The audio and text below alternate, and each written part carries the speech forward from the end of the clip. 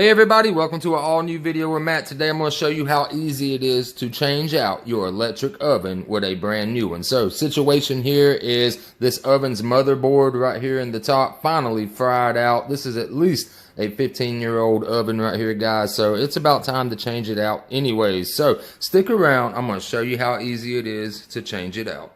Alright guys, first thing is first, most ovens are usually around the same dimensions, right? Usually it's just common dimensions, right? But it is always a good idea to measure the width of your oven and the height of your oven to make sure that it is going to fit in there, guys. So always just be sure to measure how wide and tall it is before you go and purchase your new oven. Alright guys, so the next thing we want to do is shut off the breaker that goes to the stove, right? So you'll need to find that in your breaker box right here, as mine is labeled right here, range stove. It is already off, as you can see, so make sure you got that turned off. Alright guys, so we got our breaker off to the stove right now, so now we can go ahead and pull it off of the wall. It is super easy to do, guys. All you got to do is just come up to it literally like this. Just grab it in the front, and if you have to, open the oven door and grab it right here. And just want to kind of shimmy it out a little bit. Get a good grip on the sides right here, guys. And if it's got protected feet, it's not going to harm your floor or anything like that, guys. Now that you got something you can actually grip to right here, just go ahead and start working your way out till you can grab the back. And super easy, you can even pull it like this and tilt it. This is what I like to do, is I tilt it, I grab the oven handle just like this, and just go ahead and pull it out of there, guys, just like that right there.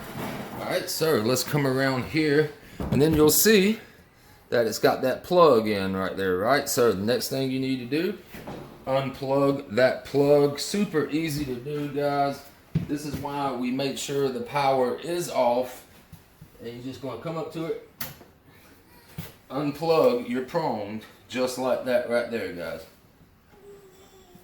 Alright guys, so the next thing we need to do is plug in our new oven, but first you got to go ahead and look and see, do you have a 3-prong connector or do you have a 4-prong connector? Because that's going to determine what type of wire you got to use when you wire it to the oven, right? So in my case, my house was built in 1978. We still have the old school 3-prong connector right here, which isn't a problem, but most houses built after 1996 code required them to have the 4-prong connector. So if your house was built after 96 or around 96, you probably have a 4-prong. If it was built before that time though, you probably have the old school 3-prong right here. So just make sure you get the right wiring harness for your oven. And speaking of the wiring harnesses, guys, right here you can see that most of the ovens you have is going to have this sticker on the back. It's going to show you how to hook it up if you got the 3-wire style like I got, or if you've got the 4-wire style like right here. So just make sure you've got the right wiring harness. Just like right here, guys, as you can see, this came with the oven for free for purchasing it. Usually that doesn't happen, but this was like a deal that we got right here, guys. But the one that came with it for free is the new style 4-prong, so I won't even be able to use that on mine. So what I'm going to do is just put this away, put it up in the garage, might give it to a buddy that may need a new one or something like that. But what I'm going to do, instead of buying a brand new cord, there's nothing absolutely wrong with the one on the old one. So I'm going to take the old one off and put it onto our new oven that we got right here, guys. As you can see, nice new Whirlpool right here, guys. So let's go ahead and get this thing wired up.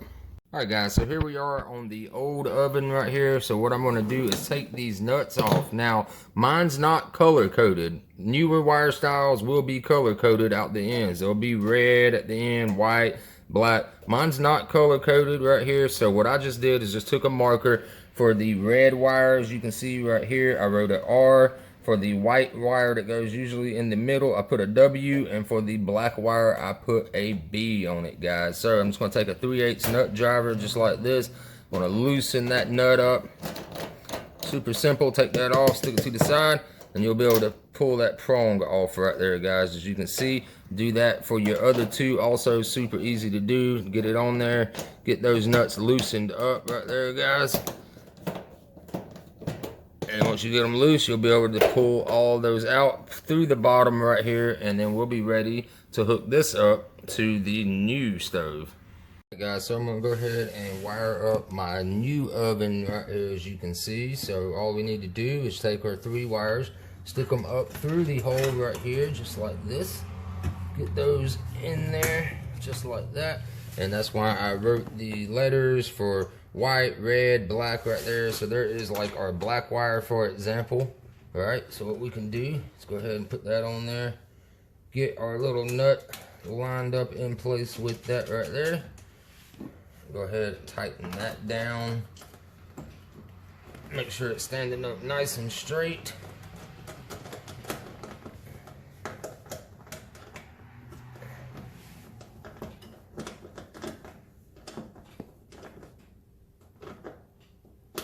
Alright, so that's now tightened.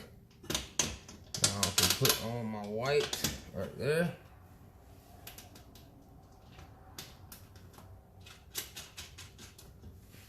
Tighten that one up.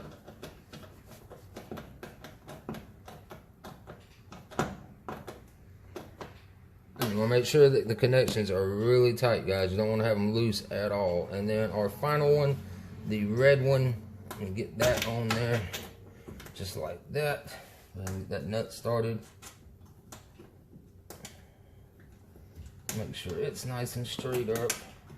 Even if we got to put a little more wire in through.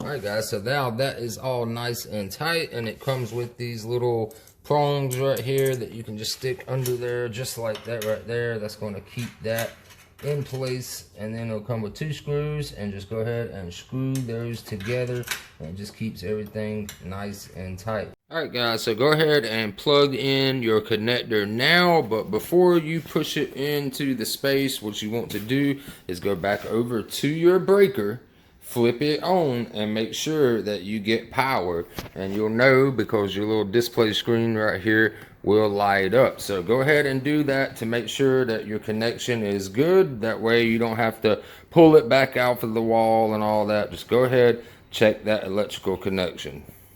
Alright guys, so I turned my breaker back on. Instantly the display lit up right here, letting me know that the power is going to it. Just to do a quick little check, we'll turn one of these little burners on real fast just to see. It's already getting hot right there, guys, so that is working fine. So what we can do now is push it back into place. So let's go ahead and get that pushed back against the wall.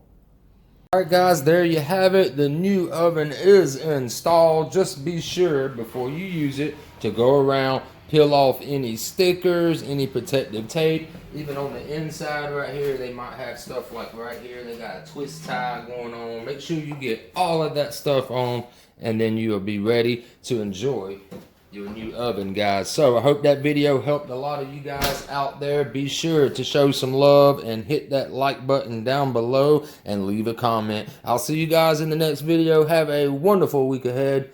Peace.